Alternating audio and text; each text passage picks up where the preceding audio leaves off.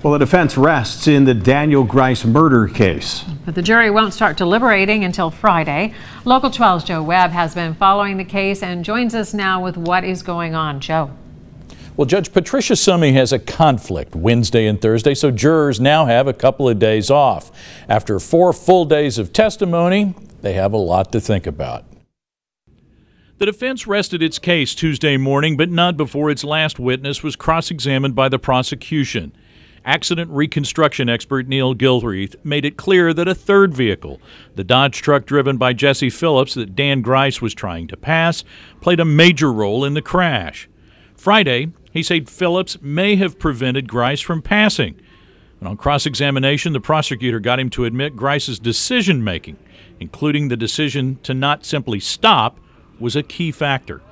When Mr. Greis made the decision to go 100% on the accelerator rather than 100% on the brake, he took away whatever chance the Pollitts had of surviving this wreck, didn't he? Yes, I would say that was a very poor decision on his part. Greis is facing 5 murder charges for the deaths of Rodney Pollitt, Samantha Malohn, and their 3 children, Hailieann, Brenden, and Cailie.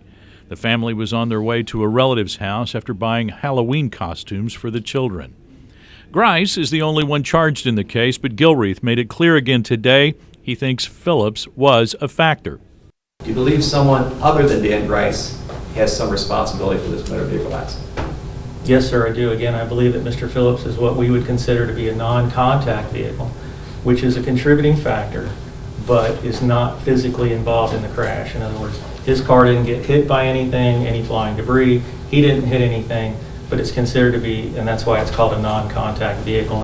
Fault and ultimately guilt or innocence is something the jury will decide, but not until Friday. Judge Summe offered the jury the option of starting today, but they told her no. It's my understanding you've all chosen to begin fresh with closing arguments and instructions on Friday morning. Is that correct? All right. So that's what we're going to do.